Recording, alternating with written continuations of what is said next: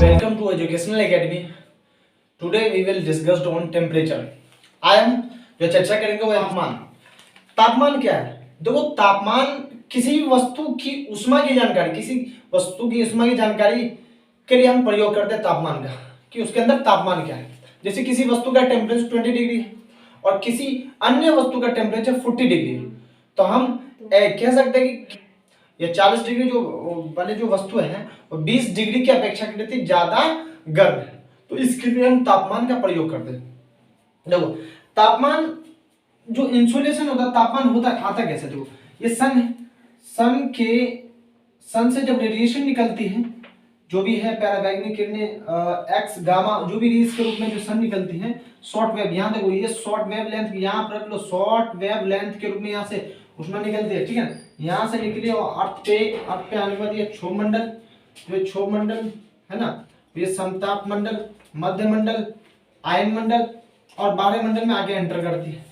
यहाँ पे आगे एंटर करने के बाद ये जो यहाँ पे ये क्षोभ मंडल है, क्षोभ मंडल है ना, क्षोभ मंडल, क्षोभ मंडल है ना, मध्य ये समताप मंडल, ताप मंडल, मध्य मंडल, ये मध्य मंडल, आयन मंडल, आयन मंडल और ये बाह्य मंडल है। कौन सा? ये बाह्य मंडल, बाह्य मंडल, ठीक है।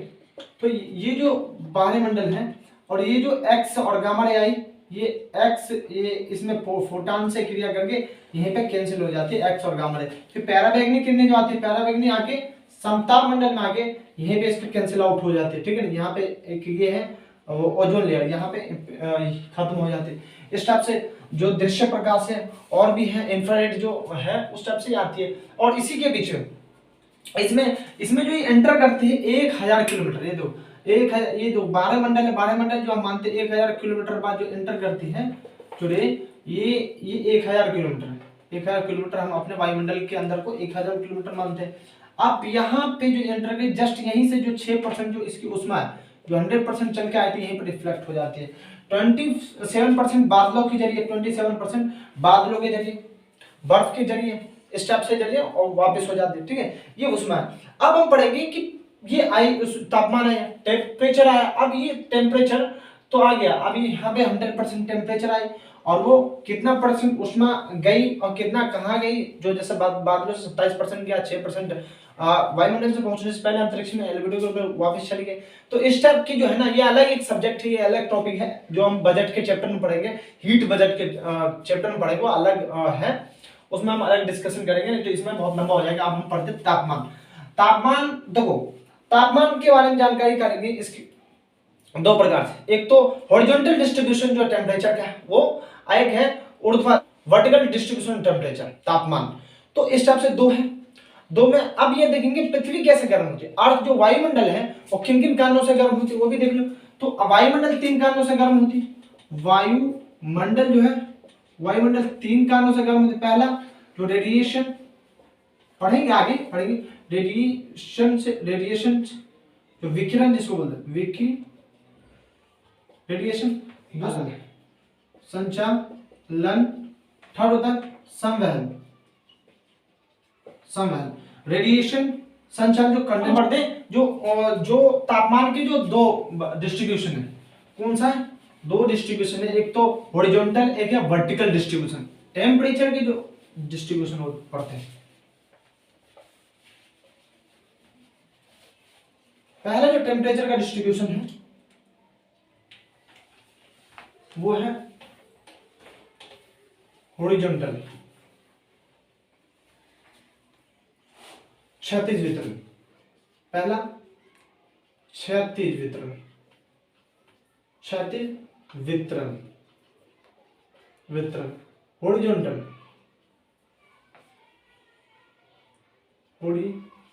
हॉरिजॉन्टल डिस्ट्रीब्यूशन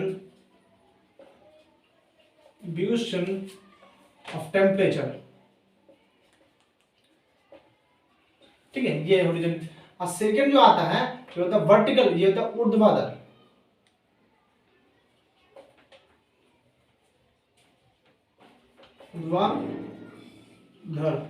ऊर्ध्वाधर वितरण, वर्टिकल डिस्ट्रीब्यूशन ऑफ टेम्परेचर। तो ये दो टाइप इस वर्ल्ड में तापमान का वितरण है, जो वितरण पाया जाता है, दो टाइप है ना। अब हॉरिजॉन्टल डिस्ट्रीब्यूशन टेम्परेचर देखो, हॉरिजॉन्टल डिस्ट्रीब्यूशन टेम्परेचर की बात करें तो सबसे पहले बात करते हैं अर्थ का।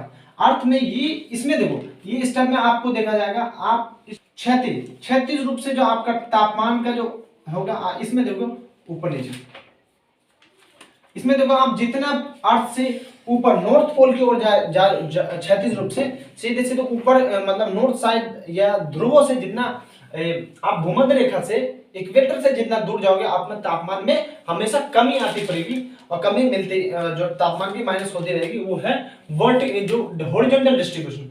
आप जितना इक्वेटर या समुद्र लेवल से जितना ऊंचाई पे जाओगे, और जो आपको तापमान में कमी पड़ेगी, वो कमी का होता है ऊर्ध्वाधर वितरण, वर्टिकल डिस्ट्रीब्यूशन। क्लियर है? कैसे? अगर हम ध्रुवों से या इक्वेटर से ध्रुवों की ओर जाते हैं तो जो कमी पड़ती है तापमान में, वो होता है वर्टिकल डिस्ट्रीब्यूशन, हॉरिजॉन्टल डिस्ट्रीब्यूशन, और ये वर्टिकल डिस्ट्रीब्यूशन। अब एक करते हैं क्षैतिज वितरण को। क्षैतिज डिस्ट्रीब्यूशन कैसे आता है?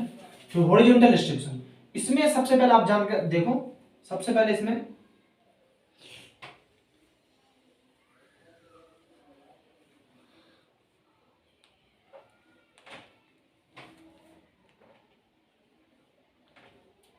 इसमें कैसे होता है देखो, इसमें सबसे पहले ये देखो इक्वेटर है, क्या है इक्वेटर, 0 डिग्री, ये 0 डिग्री है, ठीक है। अब इक्वेटर से ये 23.5 डिग्री ऊपर गया, 23.5 डिग्री नीचे, ये नॉर्थ ये साउथ, ठीक है। ये अब यहाँ पे 66.5 डिग्री और यहाँ पे 66.5 डिग्री, इस टाइप से ये 23.5 डिग्री, ये 23.5 डिग्री, 66.5 डिग्री, 66.5 डिग्री, ठीक है। क्या है? इक्वेटर, कर्क और आर्कटिक, मकर और अंटार्कटिक, ये जो रेखाएं हैं, ये आपको दिख रहा भूमध्य रेखा, क्या दिख रहा? भूमध्य रेखा। कौन सा? भूमध्य रेखा दिख रहा है, ये वाला पार्ट, ये भूमध्य, ये देखो ये भूमध्य रेखा दिख रहा है, ठीक है, ये भूमध्य रेखा, ठीक है। अब जो यहाँ पे सूरज की रोशनी हमें पता है सीध जो पड़ती है, ये सन पे, इसी इलाके में सबसे ज्यादा पड़ती है, भूमध्य रेखा के ये वाले पार्ट पे सबसे ज्यादा सन की रोशनी पड़ती है ना, ये वाले पार्ट और ये वाले पार्ट, ठीक है। यहाँ पे, यहाँ जो सन की रोशनी रहेगी, जो सूरज की रोशनी पाई जाती है, और सन का जो इंसोलेशन है, इंसोलेशन सबसे ज्यादा, जो टेम्परेचर सबसे ज्यादा अधिक इसी क्षेत्र में होता है, इसी क्षेत्र में होता है। कौन सा क्षेत्र? यही क्षेत्र होता है, सबसे ज्यादा टेम्परेचर होता है। क्यों होता है इसमें? क्योंकि ये जो मानी जाता है टेम्परेट एरिया मानी जाती है। कौन सा? ये यहाँ पे ये जो आपको 23.5 डिग्री, 0 से 23.5 डिग्री ऊपर और 23.5 डिग्री नीचे जो नॉर्थ साइड में आपको जो दिख रही है, यहाँ पे सूर्य की रोशनी डायरेक्ट, मतलब एक डायरेक्ट रोशनी पड़ती है, मतलब डायरेक्टली पड़ती है। इसमें टेम्परेचर, यहाँ के जो टेम्परेचर सबसे अधिक होते हैं, है ना, ये पूरे वर्ष में ये इसी पे जो सूर्य की किरणें लंबवत पड़ती है, ठीक है ना, यहाँ पे सूरज की किरणें लंबवत पड़ती है। एक समय ऐसा आता है जो कर्क रेखा पे होती है सन, एक समय ऐसा आता है मकर रेखा पे होती है ना। तो ठीक है, तो यहाँ पे देख लो, तो सूर्य ये जो आता है, जो सन यहाँ पे आती है, ये हमेशा देखना आप सितंबर इस वाले क्षेत्र में, जून में रहती है, और यहाँ पे दिसंबर में, ठीक है, दिसंबर में। तो जब जून में यहाँ पे जो सन रहती है, अगर जून में रहेगी यहाँ पे इस वाले क्षेत्र पे, तो यहाँ पे जो कर्क रेखा पे जाकर रहेगी सूरज, तो आपको इस वाले क्षेत्र पे सबसे ज्यादा रोशनी प्राप्त होगी, इस वाले क्षेत्र पे, ये इस टाइप से। तो ऐसे लंबवत, ये इसको ऐसे आप बना सकते हो, ऐसे इस टाइप से बना सकते हो, ठीक है ना, इस टाइप से आप बना सकते हो, बना सकते हो। तो ये जो है ना, इसको सबसे ज्यादा रोशनी प्राप्त होगी यहाँ पे, कर्क रेखा पर रहेगी, तो इसका लंबवत जो यहाँ पे इसकी रोशनी प्राप्त हो रही, यहाँ पे तिरछी रोशनी प्राप्त हो रही, ठीक है, इस टाइप से इसकी प्राप्त हो रही, और यहाँ पे आपको ये वाला कर्क रेखा सबसे ज्यादा। अब जब सूर्य जब ऊपर से अब दक्षिणायन होता है, ये उत्तरायण उत्तर पे, जब ये दक्षिणायन होता है सितंबर के महीने में, तो अब सूरज आ गई सितंबर के महीने में यहाँ पे, है ना, सूरज कहाँ पे आ गई, और ये 0 डिग्री पे आ गई। तो अब इसकी जो लंबवत होगी ज्यादा कर्क रेखा तक होगी, और यहाँ से मकर रेखा पर होगी, ठीक है ना। जब सूरज सितंबर के माह में सूर्य भूमध्य रेखा पे होगी तो इसकी लंबवत किरणें कहां पड़ेगी, 23 डिग्री ऊपर और 23 डिग्री नीचे, मतलब 23 डिग्री दक्षिण को उत्तर जो पड़ेगी कर्क रेखा पे और 23 डिग्री नीचे मकर रेखा पे। जब सूरज सन दिसंबर में अगर रहेगी, दिसंबर जब ये मकर रेखा पर रहेगी तो इसकी जो लंबवत किरणें 23 डिग्री ऊपर और के साइड में जो है अंटार्कटिक वृत्त, जो अंटार्कटिका वृत्त के पास रहेगी। तो इस टाइप समझ ले, जब सूरज की रोशनी यहाँ पे रहती है, जब जून में रहती है तो उत्तरी गोलार्ध में यहाँ पे गर्मी पड़ती है। जब सूर्य दिसंबर में दक्षिणी गोलार्ध में रहती है मकर रेखा पे, तो भारत में जैसे उत्तरी गोलार्ध में ठंडी पड़ती है। इस टाइप से तापमान का जो क्षैतिज वितरण है, हॉरिजॉन्टल डिस्ट्रीब्यूशन होता है। सब हम समझते हैं, अगर आप 0 डिग्री से जितना आप उत्तर की साइड जाते रहेंगे आपको तापमान में उतनी ही गिरावट मिलेगी, और 0 डिग्री से आप जितना दक्षिणायन होंगे, दक्षिण टाइप होंगे, तापमान में उतना ही गिरावटें होंगी। ये किसकी वजह से होता है, तो क्षैतिज वितरण, हॉरिजॉन्टल डिस्ट्रीब्यूशन के वजह से होता है। इसलिए हम इसको बोलते हैं उच्च अक्षांशीय क्षेत्र। इसको क्या बोलते हैं, उच्च अक्षांशीय क्षेत्र, इसे भी बोलते हैं उच्च अक्षांशीय क्षेत्र। क्यों, क्योंकि ज्यादा अंक के मामले में ये 90 डिग्री आए माने जाए, 90 डिग्री इसलिए उच्च अक्षांशीय क्षेत्र, और ये निम्न अक्षांशीय क्षेत्र। यहाँ पे कंफ्यूजन होता है, उच्च अक्षांशीय मतलब वो ऊपर जा रहा है तो उच्च अक्षांशीय ये होगा, नहीं ऐसा नहीं। जो हाई लोग ये जो उच्च अक्षांशीय क्षेत्र होगा आपका, ये ऊपरी जो होगा उत्तर, और ये दक्षिण, नॉर्थ पोल साउथ पोल अक्षांशीय क्षेत्र। ठीक है, तो ये आपको समझ पर आ गया हॉरिजॉन्टल डिस्ट्रीब्यूशन कैसे होता है। जून, सितंबर, अक्टूबर, ठीक है। यहाँ देखो सितंबर से अक्टूबर, नवंबर और ये दिसंबर आ गया।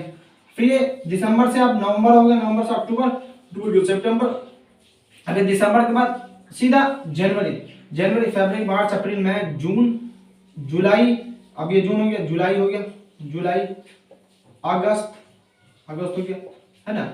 अब ये अगस्त, सितंबर, इस टाइप से इनका होता है।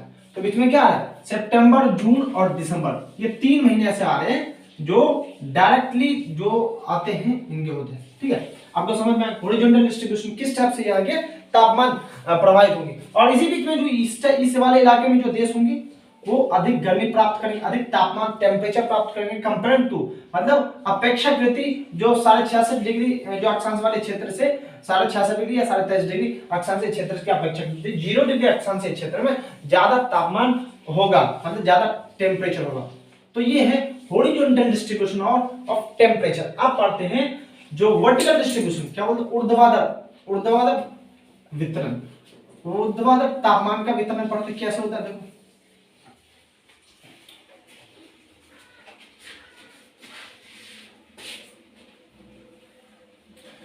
ऊर्ध्वाधर तापमान का वितरण देखिए ये कैसे होता है। देखो सन की जो सनलाइट, सन की ऊर्जाएं, सूर्य की ऊर्जाएं, ठीक है ना। अब सूरज की ऊर्जाएं, सन की ऊर्जाएं, ठीक है, इस टाइप से आई और ये आगे सीधा इस वाले इलाके में मतलब जो है फैल गया। ठीक है ना, ये सारा इलाका है, ये क्या इलाका, ठीक है ना, इस वाले इलाके में फैल गई, है ना। जो इसकी जो लंबत है सीधी स्टेप्स, यहाँ तिरछी पड़ेगी, यहाँ तिरछी पड़ेगी, है ना। इस वाले इलाके में ये सीधी पड़ेगी, इस टाइप से ये यहाँ जो होगा तिरछी पड़ेगी, यहाँ तिरछी, इस वाले इलाके में सीधी पड़ेगी। तो ये देखो ये हम क्या पढ़े, ऊर्ध्वाधर वर्टिकल डिस्ट्रीब्यूशन। ये क्या होता है, इसको देखो, इसमें क्या होता है, जब सूरज की रोशनी आई, अब अर्थ से टकराकर, जब अर्थ से टकराने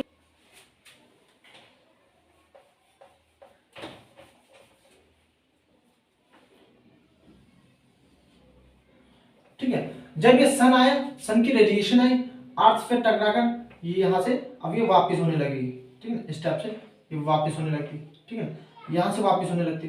तो यहां देखो, क्योंकि जो यहाँ हीट हुआ, हीट होने के बाद फिर वापस तो अर्थ में ना अपना हीट को वापस छोड़ेगी। तो छोड़ने के बाद जो जब नीचे जो होते हैं, जो अर्थ वायु रहते हैं, जो विंड रहते हैं, हवाएं रहती है, वो हमेशा देखो सघन ज्यादा रहेगा, और सघन रहेंगे ये ज्यादा, तो ये ज्यादा से ज्यादा एब्जॉर्बेशन करेंगे, ज्यादा धरती जो अर्थ से जितना भी सटे हुए रहेंगे वहां पे हवाएं, वहां की जो विंड होगी वजनी होगी, वहां पे धूल, कंकड़, पत्थर और सघन, इसमें जो है ना डेंसिटी ज्यादा हो, डेंसिटी डेंसिटी ज्यादा होगा, सघन ज्यादा होगा।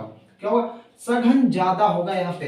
अब जब सघन ज्यादा होगा, डेंस ज्यादा होगा। अब देखो यहाँ पे डेंस ज्यादा होने के कारण ये हवाएं यहाँ पे गर्म होके ऊपर उठेगी। ऊपर से आई हवा मतलब जो रेडिएशन आया और अर्थ से गर्म होकर ये वापस ऊपर उठने लगी, वापस ऊपर उठने लगी। यहाँ पे देखो सघन है, सघन होने के बाद ज्यादा उसके ऊपर जाओगे, जब ये हवा ऊपर जाएगी तो ऊपर जाएगी और कम सघन होता जाएगा, मतलब विरल होता जाएगा और कम सघन। यहाँ पे देखो कम सघन है ना, कम सघन होगा। मतलब जितना भी अर्थ से सटे हुए इलाके रहेंगे, मतलब अर्थ से सटे हुए क्षेत्र रहेंगे, वो ज्यादा सघन रहेंगे, वहां की हवाएं कसकसी रहेगी, धूल कंकर पत्थर ज्यादा रहेंगे, जिसके कारण जो रेडिएशन के कारण जो यहाँ से अर्थ से जो हवाएं, जो अर्थ गर्म होकर जब ये अपना रेडिएशन छोड़ेगी तो ये अपना मतलब ये गर्म, बहुत ज्यादा गर्म होगा और जितना ही ऊपर जाते रहेगी उतना ठंडा होती जाएगी। और ये ठंडा क्यों हो रहा है? क्योंकि ये ठंडा इसलिए हो रहा है क्योंकि आप नीचे कम ज्यादा डेंसिटी और ऊपर कम डेंसिटी, सघन है ना।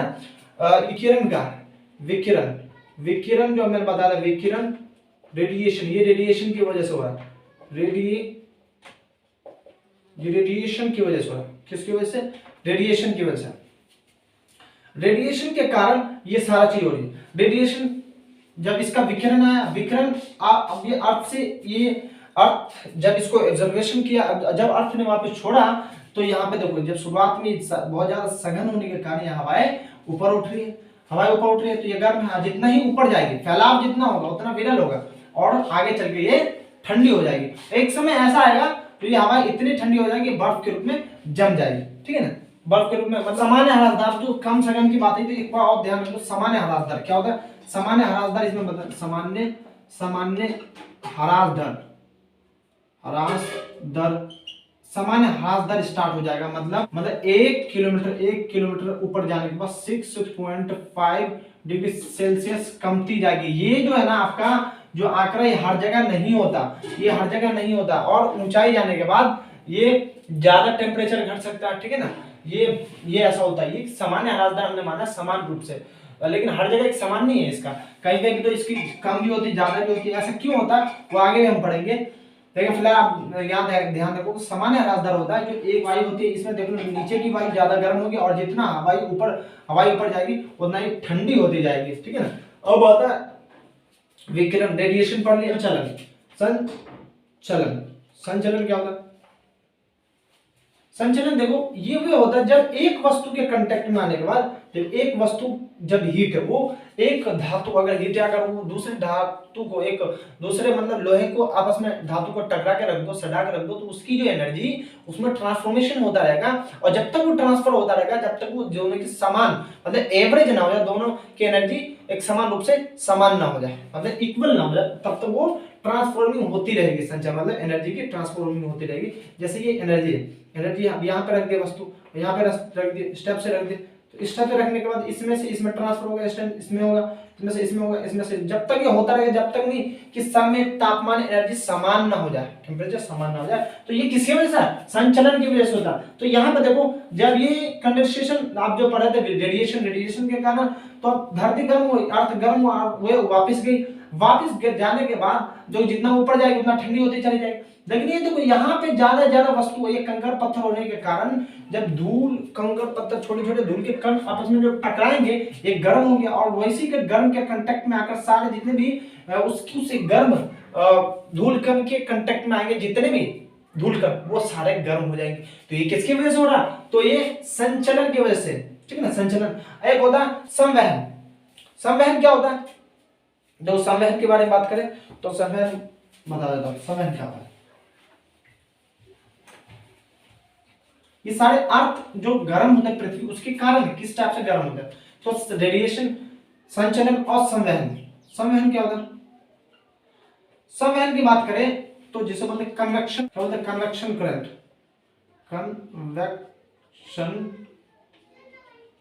करंट, ठीक, कन्वेक्शन करंट, ठीक है। ये क्या होता है? देखो कन्वेक्शन करंट की बात करें तो हमेशा आप देखोगे यहाँ पे जब किसी एक स्थान पे जब वायु गर्म, तो वहां से अब वो वायु ऊपर उठना प्रारंभ हो जाती है। क्या? ऊपर उठना प्रारंभ हो जाती है, ठीक है ना। एक स्थान जब वायु गर्म हो जाती है तो ऊपर उठना प्रारंभ हो जाती है।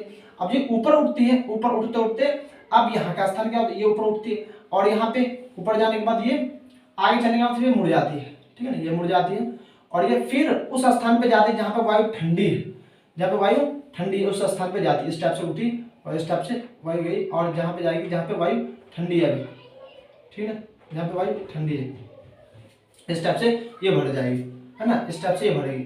अब यहाँ से जो ठंडी वायु है यहाँ पे आना, इसको ये भरना स्टार्ट करती है, ये वाला खाली वायु जो यहाँ पे आ गई थी, इस टाइप से यहाँ पे भी उठेगी, इस टाइप से यहाँ भी उठेगी वायु और ये ऊपर जाएगी, ठीक है ना, ऊपर जाएगी, ऊपर जाएगी इस टाइप से, ये इस टाइप से ऐसे हो गया इसका, इस टाइप से ये ऐसे होना प्रारंभ हो जाएगी, ये हवाएं ऊपर जाना प्रारंभ हो जाएगी इस टाइप से। तो ये किसकी वजह से हो रहा है, तो ये जो हो रहा है ये किसकी वजह से हो रहा है, ये हो रही है आपको, ये किसकी वजह से हो रहा है, ये हो रहा है कन्वेक्शन करंट, मतलब कन्वेक्शन संवहन, संवहन की वजह से। जब एक स्थान पे वायु, जब सूरज की रोशनी डायरेक्ट पड़ती है और वहां से जब वायु विंड गर्म होकर ऊपर उठती है तो वहां की हवाएं जो है खाली हो जाता है, उसी स्थान को भरने के लिए आसपास से हवाएं आके भरने लगती है। जब वहां से हवाएं ऊपर उठी तो वे लो प्रेशर एरिया कहलाएगा, वहां पे लो प्रेशर एरिया बन जाता है। और जिस स्थान पे वायु आके गिरी, मतलब वायु उस स्थान को भरने लगी ऊपर से आगे, जो ये वायु यहाँ से उठी और ये वायु जहाँ पे आई और यहाँ पे जो बड़ी उससे बोलते हैं हाई प्रेशर, जो गर्म वायु जहाँ पे आगे भरने लगी उसे बोलते हैं हाई प्रेशर। क्या बोलेंगे उसे, हाई प्रेशर। तो ये किसकी वजह से, संवहन कन्वेक्शन की वजह से हो रहा। जब एक स्थान से वायु गर्म होकर ऊपर उठी, ऊपर उठने के बाद ये ऊपर गए अंतरिक्ष में और ऊपर जाने के बाद ये अब ये वापस मिल गई। अब वो मिलने के बाद कहाँ जाएगी, ये ठंडी ऊपर जाने के बाद ठंडी होगी ना, ठंडी होने के बाद ये ऊपर नीचे आएगा, नीचे आने के बाद ये कहाँ जाएगी, जहाँ पे वायु अभी कमी है, वायु की कमी है, तो जहां से ये वायु खाली इसी स्थान को बढ़ेगी, तो इस स्थान को बढ़ेगी। जो यहाँ की वायु उठ के यहाँ गई थी, अब यही वायु ऊपर उठ के ठंडी हो गई यहाँ पे आएगी, ठीक है ना। तो एक स्थान पे जब गर्म वायु हवा में गर्म होकर ऊपर उठती है तो उस जगह को पूरे करने के लिए ठंडी हवाएं वहां से आसपास के इलाके से चलने लगती। जैसे एक शहर है, एक एरिया, मतलब मैं चलो गाजियाबाद, ठीक है ना।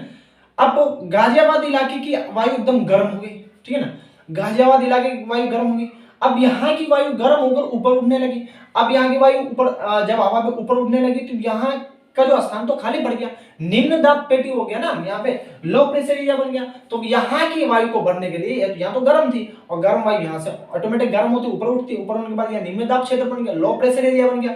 तो यहाँ की वायु को भरने के लिए इलाहाबाद जो मेरठ, हापुड़, अलीगढ़ से हवाएं चलने लगी, तेज तेज हवाएं चलेगी और एक उस स्थान को भरना प्रारंभ कर देगी ठंडी ठंडी हवा। ध्यान रखना, जहां से हवाएं गर्म होकर ऊपर उठी थी वहां की हवाएं गर्म होकर ऊपर जाएगी और उसी स्थान को गर्माहट को भरने के लिए ठंडी ठंडी हवाएं चलेगी। अब ठंडी हवाएं क्या मतलब है, देखो अब बात यह है कि ठंडी और गर्मी में क्या होता है, टेम्परेचर का फर्क रहता है। अब जिस स्थान पर रह रहे वहां का डिग्री सेल्सियस 20 डिग्री सेल्सियस की हवाएं चल रही है और वहां पे 20 डिग्री सेल्सियस है। अब वहां पे जब हवाएं गर्म होंगी और ऊपर उठने लगी तो वहां से अगर 25 डिग्री 20 डिग्री वाली हवाएं चलने लगी तो आप क्या कहोगे, ठंडा ठंडा कूल कूल, ये कूल कूल हवाएं, ठंडी ठंडी हवाएं।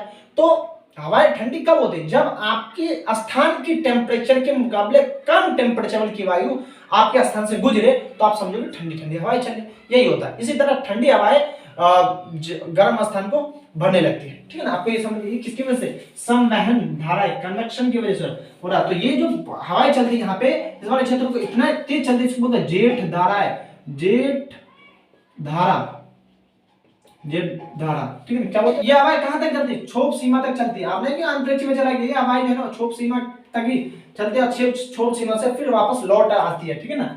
और यहाँ जो चलती है इस टाइप से हवाएं ये बहुत तेज चलती है, जो जेठ धाराएं होते हैं, जेठ धाराएं जिसको बोलते हैं, ठीक है ना। और जो यहाँ पे हवाएं चल रही है ये वाला हवाएं, इसको बोलेंगे विंड। क्या बोलेंगे, आपको विंड बोलेंगे, इसको क्या बोलेंगे, विंड बोलेंगे, ठीक है ना। हवाएं, ऐसा नहीं कि आपको यहाँ पे मतलब ये हवाएं अलग है, ये जेठ धाराएं बहुत तेज चलती है ना। तेज हवाएं में और पवने में बहुत डिफरेंट होता है तो है। अब यहाँ 3 वजह से वायु, मतलब जो अर्थ वायुमंडल हमारा गर्म होता है। पहला जो रेडिएशन जिसे बोलते हैं विकिरण, दूसरा संचलन, संचलन मैंने पढ़ लिया, और तीसरा जो होता है संवहन, रेडिएशन की वजह से, संचलन जो कंडेंसेशन की वजह से, कन्वेक्शन की वजह से, जो रेडिएशन की वजह से, ठीक है ना। और दूसरा कन्वेक्शन मतलब संवहन की वजह से, ठीक है ना। पढ़ लिया, रेडिएशन से ही मतलब 3.5 चीज का जाने, अब आप क्षैतिज वितरण, हमने क्या तापमान का दो मतलब बांटते हैं, क्षैतिज वितरण, हॉरिजॉन्टल डिस्ट्रीब्यूशन। तो किस टाइप से फैली हॉरिजॉन्टल डिस्ट्रीब्यूशन, मतलब क्षैतिज रूप से। हॉरिजॉन्टल मतलब हम एक समुद्र तल से जितना ध्रुव की ओर जाएंगे हमारे तापमान में उतनी गिरावट है, मतलब निम्न अक्षांश से हम उच्च अक्षांश की ओर जाएंगे तो तापमान में हमें गिरावटें आएगी। ये सब होता है हॉरिजॉन्टल डिस्ट्रीब्यूशन, ठीक है ना। अब आता है ऊर्ध्वाधर वितरण, जो होता है वर्टिकल डिस्ट्रीब्यूशन। ये वर्टिकल डिस्ट्रीब्यूशन जब समुद्र तल से आप जितना ऊंचाई की तरफ जाओगे तब तापमान में गिरावटें आएगी।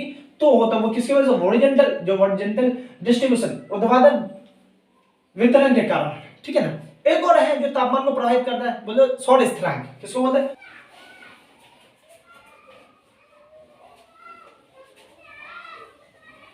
क्या है, सौर स्थिरांक।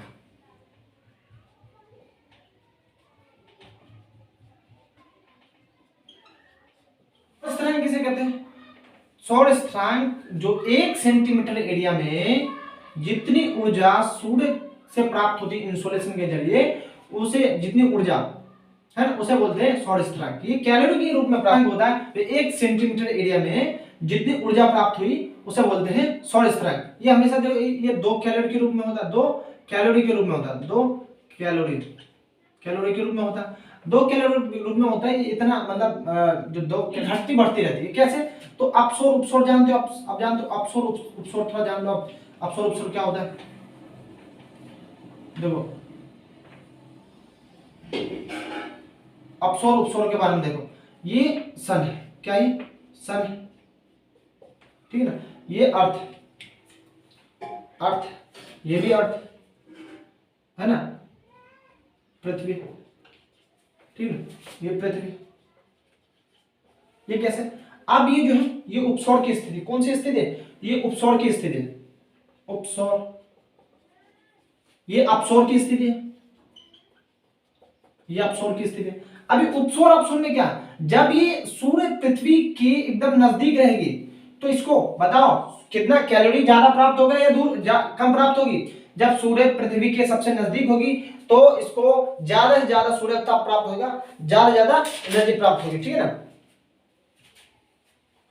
ये जनवरी के महीने में रहती है, जनवरी, और ये जून के महीने में रहती है, ठीक है ना। तो पृथ्वी को सूर्य से जो जब पृथ्वी के नजदीक सूर्य रहेगी तो उपसौर की स्थिति रहेगी, और इससे ज्यादा सबसे ज्यादा स्थिरांक मतलब सबसे ज्यादा कैलोरी ऊर्जा प्राप्त होगी। जब सूर्य पृथ्वी से दूर रहेगी तो ये इससे कम कैलोरी के रूप में ऊर्जा प्राप्त होगी, ठीक है ना। इस टाइप से देखते हैं कि जब सूर्य पृथ्वी जून के महीने में सूर्य पृथ्वी जो है सूर्य से दूर है, सूर्य से दूर है, तो यहाँ पे हमारे भारत में ठंडी होनी चाहिए, लेकिन नहीं है, ऐसा नहीं होता, ऐसा नहीं होता।